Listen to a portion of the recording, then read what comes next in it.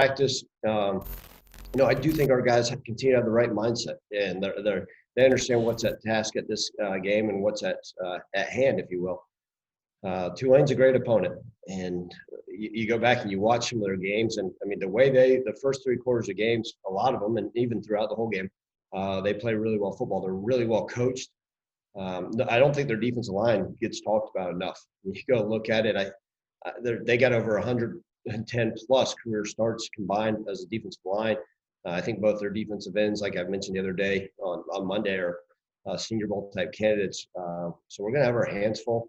Obviously, we know their offense is putting up big numbers. And their special teams, I mean, I think their return game is absolutely dynamic. So looking forward to the challenges faced on Saturday, but a good practice today. Open up for anything. Evan, go ahead. Sure. So Ryan, I don't know if you guys saw, but apparently there's a report that the CDC is thinking of shortening the quarantine for contact tracing as far as, those who are exposed from possibly 14 days to possibly 7 days of quarantine and 10 for those who are in contact. Were you aware of that? And two, would that change anything for you guys as far as just, hoping that, God forbid anything happened, how that could affect, going forward, preparing for, if something were to happen? Yeah, Evan, no, that's the first I've heard of it. I've, for a while I was, pretty up to date on what was occurring with, the health guidelines at CDC as we're going. But, so much has been set, one, by the NCAA and two, by conferences, right? And so, if the CDC even says, hey, we're now going to 10 days, well, the conference may say, hey, this is still our guidelines and here's what we're doing.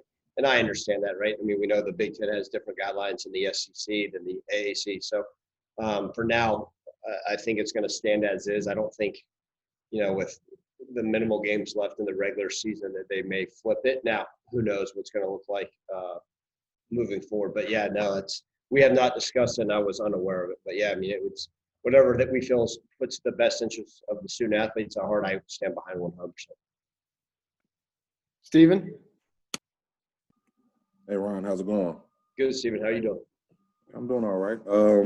I know I was going to ask a couple questions about Will Hall. I know he was only here for a year. So the first one is, I guess, how close were you guys' relationship when he was here at Memphis? Yeah, well, with me being the offensive line coach and him being the tight end coach, we had to rely on each other quite a bit, right, especially in the run game and then talking through some of the protection stuff. Will's a bright mind, well-respected throughout the country, and him and I have a good relationship. And, I knew he'd do big things, and he was a complete asset to us here in his short, brief year at Memphis. But, he's a bright mind, and him and I, we haven't talked much recently. Obviously once the season gets going, I don't talk to too many people, but I know he's done a fantastic job, certainly for Tulane. I know you were telling us a little bit about their personnel earlier, but I know every offense, like from Coach Johns down to anybody else, every offense has their own flavor. So from schematically, what are some things Tulane does offensively that kind of just stands out to you? Yeah, Stephen, they try to be pretty darn multiple. They kind of remind me of some of the stuff we tried to do last year. Right, you go into the game and they'll have two backs in the backfield, and train a true 20 personnel, or they'll line a tight end out with two backs in the backfield that are skill backs, not a fullback. They'll go out there in 12 personnel and line up with two tight ends in different positions, a wing or one as a wide receiver. They feel like they're going to try to be multiple, so you can't just sit there and set your defense calls for what they try to do.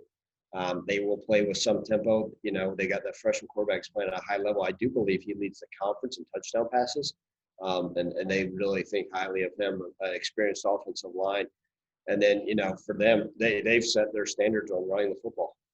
With him being here, he's, even being a former quarterback himself, he believes in running the football to win games, and that's what they've been able to establish. Obviously, Coach Fritz has a history of being able to run the football where he's been, and they've been able to do that so far this season. Terry? Hey, Coach, has anybody not going to be able to play the game that you didn't expect to play, or has anybody returned from practice that may play this week? Yeah, the one question mark would still be Drew Clark, Rodriguez Clark. And he was out there today, and we're just going to probably – that one be, with it being a morning game, I'll probably have more of a determination after Friday's practice. That's really when I, get a feel for it. And if by Friday when we go full speed, he looks great, then he's getting on the plane and we're rolling. If Friday doesn't look like he's going to be able to go even 24 hours, and probably withhold him. So he's the one, and then the rest of the guys, as far as we know, should be good to go. Evan? Ryan, to follow up on that, you mentioned Marquarius Weaver starting, and obviously Ace and Martin having the game that he had on Saturday. What is it about this group? At this point, are you nervous about having a running back by committee this late in the season, or is it kind of still just seeing what fits and what works at this point? Yeah, Evan, we've been since I've been here, and then just my history of coaching, we've done it different ways, right? There's sometimes when I think if we came into the season, we'd say, okay, hey, we know this guy is going to be the running back. And, even when Darrell Henderson was here, people forget Patrick Taylor generally started most of those games. And Darrell Henderson was an All-American, right? It's kind of always lean back on that. So we've been able to do running back by committee. Now, we had maybe a little bit more familiar names with Antonio Gibson, Patrick Taylor, Darrell Henderson, Tony Pollard, just to name a few.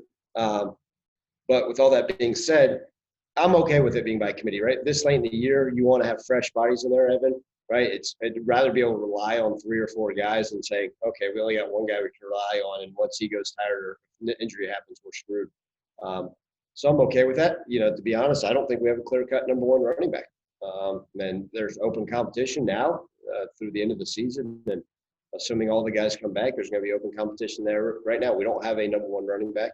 I'm going to challenge them to continue to work to get better these next few weeks. Even saying that, is that kind of strange to say, just with 2 games to go in the regular season? Is that strange to say you don't have a clear-cut number 1 running back now? It is different, but I think that's the circumstances of 2020, right? It's you may have some guys, it's just part of it. And you guys all well know I love competition. Yes, normally by this time of the year you say, hey, this is our guy. But I think they're all playing at a high level. So when I say that, it's not like, oh, man, we don't have anybody. It's just saying, hey, look, I think all of our running backs are playing at a decent enough level to be able to get the start in the game and to carry the ball for us and do things we ask for in the passing and run and protections. Ryan? Hey, Coach, with Keelan Brown now being listed as the backup quarterback, what are you seeing from him from practice, and what are some of his strengths? Yeah, we were out there today working on different situations, and I was so pleased. What I told him today coming off the field was, the adjustments he was able to make for a true freshman quarterback. And he was able to see different things, change protection, call out different things, check certain runs. And so for a true freshman to be able to do that, I think that's awesome. We know Brady's our clear-cut number 1 quarterback, but I'd feel comfortable with Keelan going into the game. He understands our offense completely. He's been able to take command out there, show some leadership skills. He can run. So if he goes in the game, right, you're expecting maybe some triple option element to be able to run the different deal. We're not going to ask Brady to run too much, but Keelan has the ability to pull the ball down and do different things. We can run some zone read stuff with him. Some different things that he'll be capable. So that's kind of nice. And I don't mean to say that as a knack on Brady, but we can open up our offense even more. Having a quarterback that's able to run, some of our stuff with the read keys and doing different things that we're continuing to work on in practice every day. So if he has to go in there, it's going to be a different dynamic that Tulane will have to defend. Brady, how you doing? Doing well. How are you? Good. So jump right into it. 2 years ago, the Tulane game obviously was not a high moment for you or this team. So how much does that kind of motivate you, or explain to these young guys kind of the challenges it is to play at Tulane and with this defensive front? Yeah, you saw how we responded last year against this team. That was a really good learning experience 2 years ago, and I think that kind of, shocked us. But since then, we know they're a very capable opponent. No matter what their record shows, they're a very talented team and do things on the defense side of the ball that if you're not prepared and you're not taking care of your jobs, they'll give you a lot of issues and they'll cause you to have negatives or be in bad situations. And so it's a new year. I think it's great to learn from 2 years ago, but it's also good to understand that last year we handled them really well. And if we just focus on doing our jobs and executing the way we know how to, we've shown what we're capable of, but we have to understand who we're going against and what they're going to do. How does this D-line stack up to, say, Cincinnati? We'll see, right? I think they're always a solid group. I know they've got two more high-profile guys, but that's kind of hard for me to answer without playing them. And I know, a couple return, but every year is a different team. And if you lose guys, you could try to schematically do some different things or fit gaps or attack an offense in different ways. So we'll find out, but I know that they're a good group, and we have to be aware of that and make sure that, we protect and get movement up front, or else they'll cause issues like they have kind of throughout the season. Terry? What's up, Brady? What's up? What's up? Not much. Couple questions for you, man. Other than the Cincinnati game last year, what's the most memorable game you've ever played at the U of M? Other than the Cincinnati game, that don't count. Yeah, I think two that pop right away are the College game day, Cotton Bowl. Even though it wasn't a win, that was a pretty memorable one here. Even this year, I think UCF was a very memorable one, just with the history behind that, and that being a team we've kind of fallen short up against in the recent years. And I'll say those are a few that just come to mind right away. And then you mentioned the other opponent that we beat twice last year in two big games for a division championship and the overall. So I'd say those are some big ones.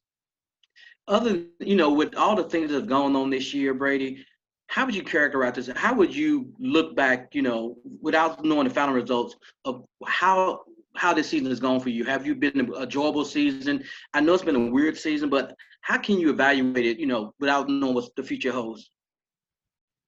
Yeah, I mean, it's definitely different, as everyone would know. It's unique. Weird's a good word, but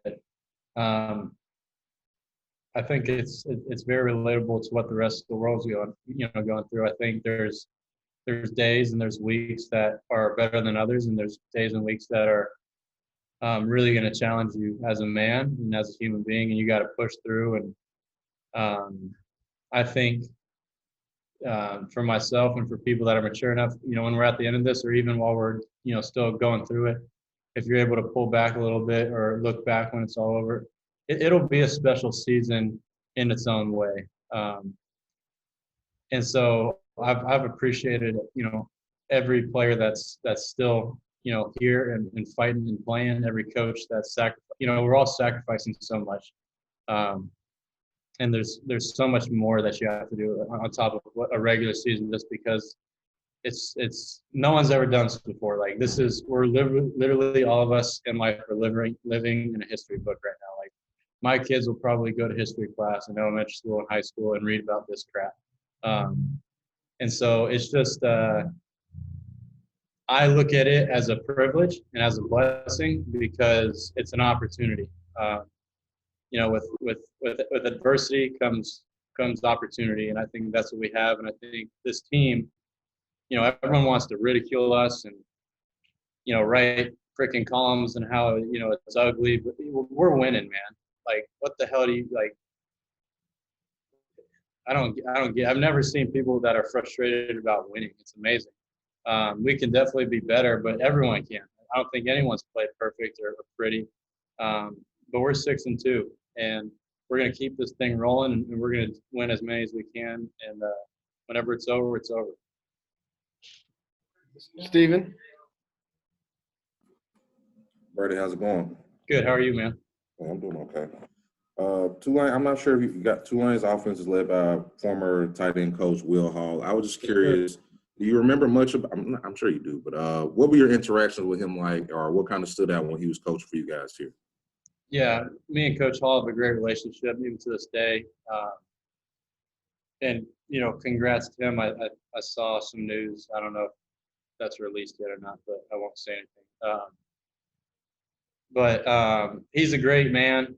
He's very smart, and he's got a high football IQ. He played the game and was a really good player, and I think that speaks volumes for a coach. Because there's a lot of good coaches that are top notch, but still haven't played, and that's even credits them more. But like, when you have been in this game and played it, you kind of understand it on another level.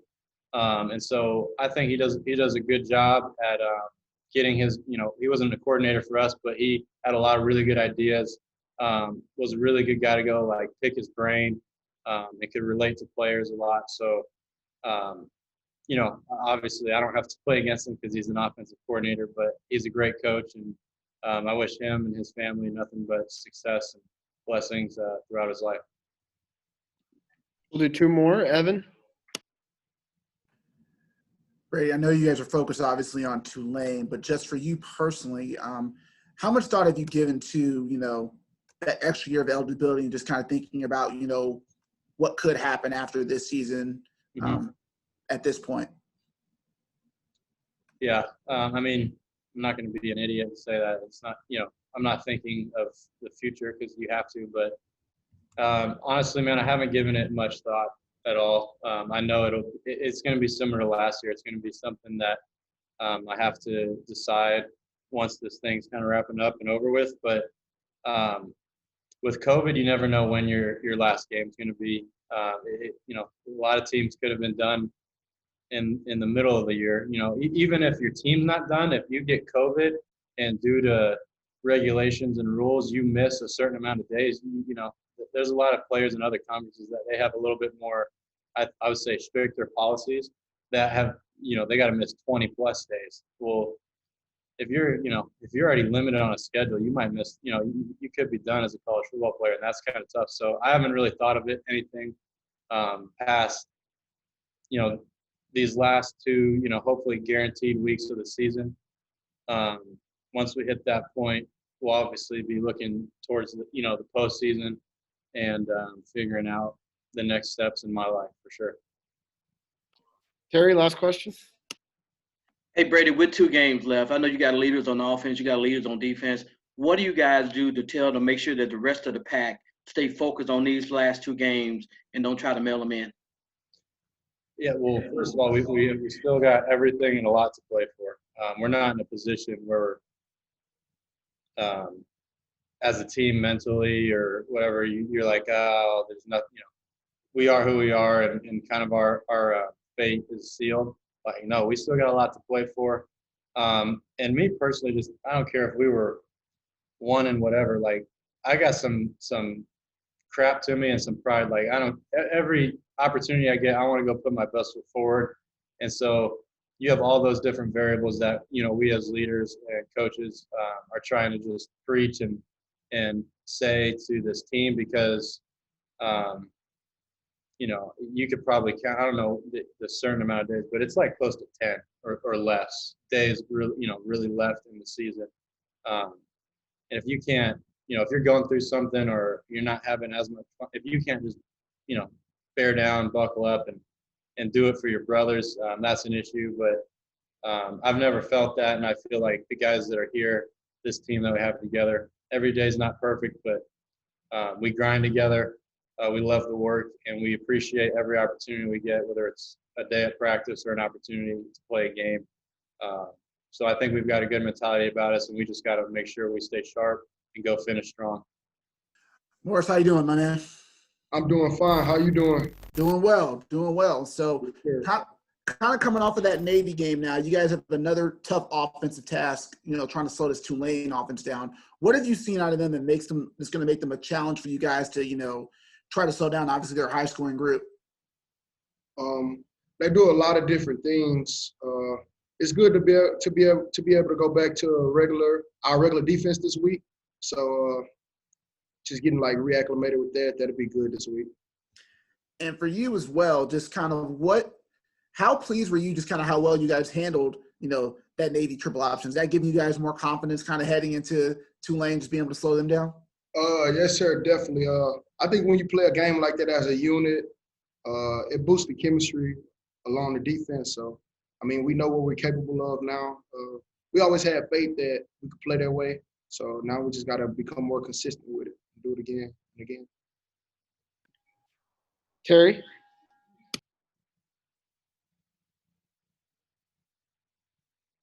Sorry about that. Hey, you sure you guys want to switch back to your regular defense? How well y'all played the last couple of games, man? You guys played at a high level, man. And what kind of confidence can you get from playing Navy and Stephen F. Austin the way you did the last time to get you through the last couple games of the regular season? Well, basically, we take pride in stopping the run. We like as a D line, that's what our coach talked to us about, and we just had the mentality that we're not gonna let nobody come in here and run the ball down the middle. So that's what I mean when I say get back to our regular defense, even though that's what Navy tries to do as well. Evan? Morris, to piggyback off of that, Tulane is, I believe, one of the better running teams in the conference. So how are you guys, gearing up to try to, you guys have been one of the better running defenses this year in the conference, but how do you try now to slow down a top rushing attack like Tulane? I guess my answer to that is just us coming out there playing together. We got faith in what we do. So I mean, it really comes down to us, and that's what we know. So. Anybody else for Morris? All right, thanks for the time. All right, thank you.